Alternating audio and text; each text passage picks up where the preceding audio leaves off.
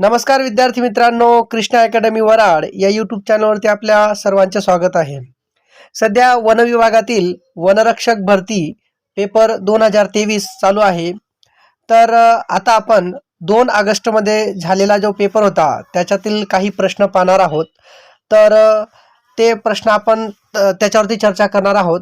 चला मग जास्त वेळ न घेता आपण एक एक प्रश्नाकडे पाहूया. जीएसचे प्रश्न सर्वात आधी पाहू आपण. तर जीएसचा पहिला प्रश्न होता, भारताचे केंद्रीय वनमंत्री खालीलपैकी कोण आहेत? याचा पर्याय आहे राजनाथ सिंग, 2 मनोहर खट्टर, भूपेंद्र यादव, अरुण गोयल. तर याचं उत्तर आहे 3 भूपेंद्र यादव. दुसरा प्रश्न आहे,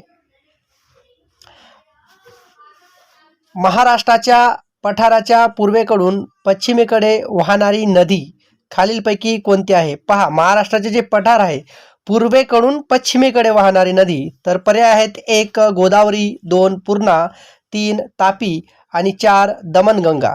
याचं उत्तर आहे पर्याय क्रमांक 3 तापी नदी. तापी नदी ही पूर्वेकडून पश्चिमेकडे वाहणारी एकमेव नदी आहे.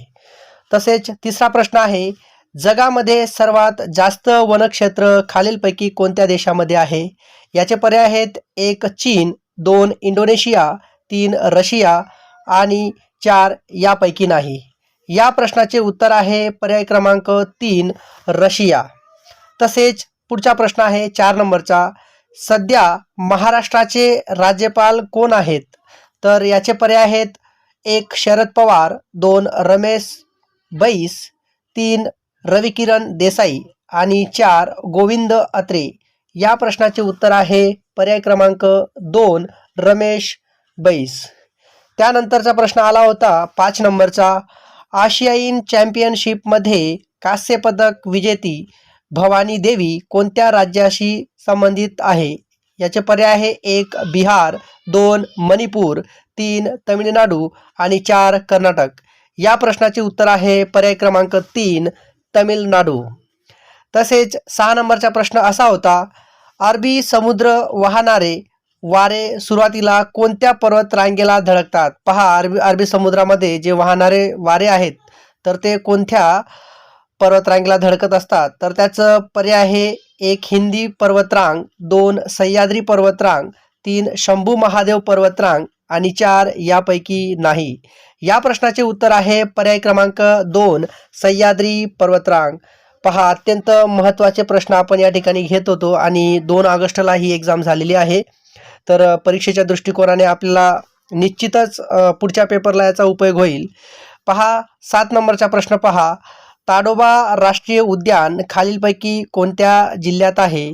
तर याचे पर्याय आहे 1 नागपूर, 2 चंद्रपूर, 3 गोंदिया आणि 4 यवतमाळ. या प्रश्नाचे उत्तर आहे पर्याय क्रमांक 2 चंद्रपूर.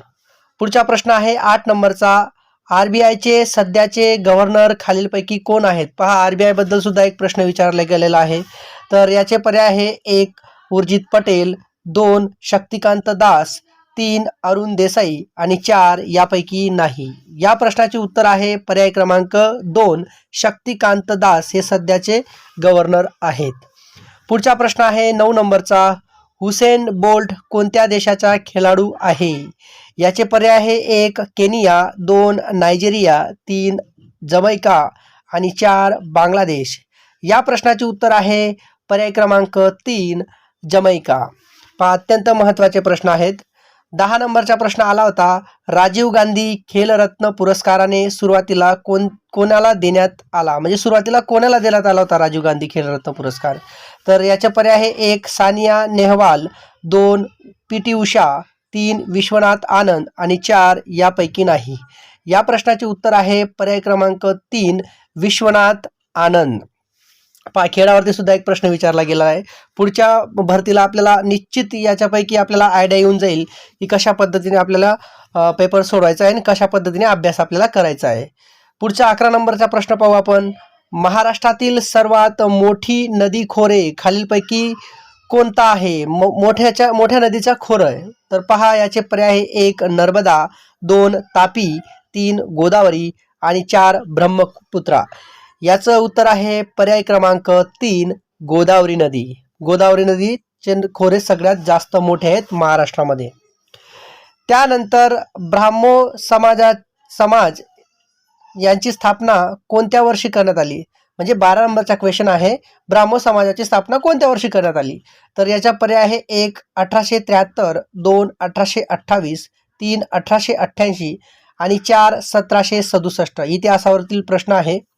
तर याचा पर्यायी उत्तर आहे 2 1828 मध्ये. 13 नंबरचा प्रश्न पाहणार आहोत आपण. महात्मा गांधी यांचा चंपारण्य सत्याग्रह कोणत्या वर्षी केला होता? महात्मा गांधींनी चंपारण्य सत्याग्रह कोणत्या वर्षी केला होता? पर्याय आहे 1 1915, 2 1916, 3 1917 आणि 4 1918. याचे उत्तर आहे पर्याय क्रमांक 3 1917. 14 नंबरचा प्रश्न. भारतीय राज्यघटनेने समवर्ती सूची ही संकल्पना कोणत्या देशाच्या राज्यघटनाकडून घेण्यात आलेली आहे? पर्याय क्रमांक 1 कॅनडा, 2 ऑस्ट्रेलिया, 3 फ्रान्स आणि 4 आशिया. याचे उत्तर आहे पर्याय क्रमांक 2 ऑस्ट्रेलिया. ऑस्ट्रेलिया या देशाकडून आपण त्या ठिकाणी ही राज्यघटना घेतली होती. समवर्ती सूची हा विषय घेतलेला होता, संकल्पना. त्यानंतर 15 नंबरचा प्रश्न आहे. भारताचा राष्ट्रपती यांच्या संबंधित कलम खालीलपैकी कोणती आहे? राष्ट्रपतीशी संबंधित कलम पहा. तर त्याचे पर्याय आहेत 1 कलम 50, कलम 51, कलम 52 आणि 4 कलम 63. याचे उत्तर आहे पर्याय क्रमांक 3 कलम 52. पुढचा प्रश्न आहे 16 नंबरचा. रक्ताभिसरण हा महत्त्वपूर्ण शोध खालीलपैकी कोणी लावला होता? तर याचे पर्याय आहेत 1 Edison, 2 Graham Bell, 3 William Harvey आणि 4 यापैकी नाही. या प्रश्नाचे उत्तर आहे पर्याय क्रमांक 3 विल्यम हार्वे. विल्यम हार्वेंनी रक्ताभिसरण याचा शोध लावलेला होता. त्यानंतर 18 नंबरचा प्रश्न आहे. पहा आता विज्ञानावरील प्रश्न आपण पाहणार आहोत आणि प्रत्येक टॉपिक या ठिकाणी महत्त्वाचा आहे. पहा मग 18 नंबरचा क्वेश्चन. डेटाबेस हा खालीलपैकी कशाचा संग्रह असतो? तर याचं पर्याय आहे 1 फाईल्स, 2 रेकॉर्ड्स, 3 नावे आणि 4 इन्फॉर्मेशन्स. याचं पर्यायी उत्तर आहे 1 फाईल्स. त्यानंतर पुढचा प्रश्न आहे 19 नंबरचा. माहितीचा कायदा ही संकल्पना कोणत्या देशाने जगाला दिली? पर्याय आहे 1 अमेरिका, 2 फ्रान्स, 3 इंग्लंड आणि 4 स्वीडन. याचे उत्तर आहे पर्याय क्रमांक 4 स्वीडन. 20 नंबरचा प्रश्न. प्रशांती सिंग ह्या खेळाडू कोणत्या खेळाशी संबंधित आहे? पर्याय आहे 1 cricket, 2 volleyball, 3 basketball, 4 table tennis. याचे उत्तर आहे पर्याय क्रमांक 3 बास्केटबॉल. 21 नंबरचा प्रश्न. राष्ट्रीय अन्न सुरक्षा कायदा कोणत्या वर्षी पारित करण्यात आला? तर पर्याय आहेत सन 2011, 2 सन 2012, 3 सन 2013 आणि 4 सन 2014. याचे उत्तर आहे पर्याय क्रमांक 3 सन 2013. सन 2013ला राष्ट्रीय अन्न सुरक्षा कायदा पारित करण्यात आला होता. तसेच अजून काही बाकीचे प्रश्न, मराठी व्याकरणावरती काही प्रश्न होते, तर त्या ठिकाणी आपण ते सुद्धा पाहणार आहोत. चला तर मग मराठी व्याकरणाचे आता प्रश्न पाहू आपण एक एक करून. पहा या ठिकाणी मराठी व्याकरणाच्या टॉपिकमध्ये हा 22 नंबरचा क्वेश्चन होता. तर पहा, कोसला या कादंबरीचे लेखक खालीलपैकी कोण आहेत? तर याचा पर्याय आहे 1 विश्वास पाटील, 2 राजन गवस, 3 भालचंद्र नेमाडे आणि 4 यापैकी नाही. या प्रश्नाचे उत्तर आहे पर्याय क्रमांक 3 भालचंद्र नेमाडे. त्यानंतर 23 नंबरचा प्रश्न विभक्ती ओळखा होता. ती फुलाहून नाजूक आहे. तर फुलाहून याच्या खाली अंडरलाईन केलेले आहे. तर याच्या विभक्ती प्रत्यय आपल्याला ओळखायचा आहे. यामध्ये तृतीया विभक्ती, 2 पंचमी, 3 सप्तमी आणि 4 षष्टी.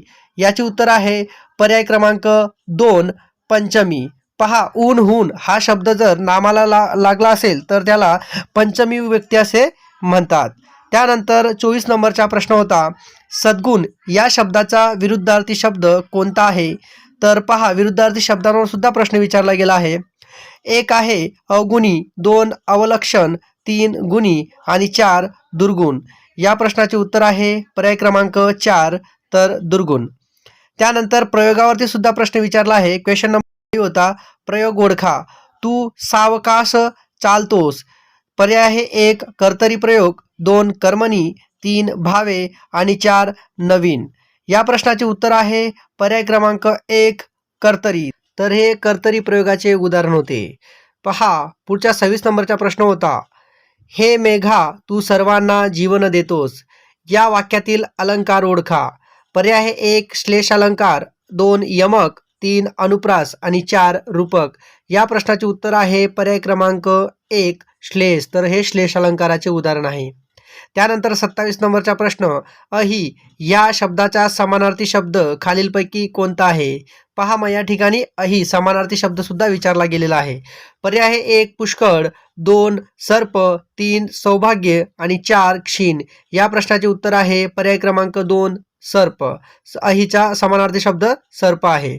त्यानंतर 28 नंबरचा प्रश्न आहे. ज्याला खूप माहिती आहे असा तो डॅश डॅश डॅश किंवा टिंबटिंब असतो.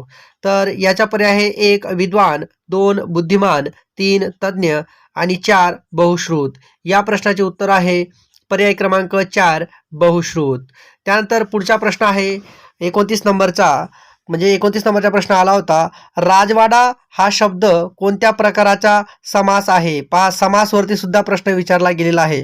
तर पर्याय क्रमांक 1 द्वंद्व समास, 2 अव्ययीभाव समास, 3 तत्पुरुष आणि 4 यापैकी नाही. राजाचा आहे असा वाडा तर राजवाडा. तर याचं उत्तर आहे पर्याय क्रमांक 3 तत्पुरुष. तर तत्पुरुष समाजाचं हे समासाचं उदाहरण आहे.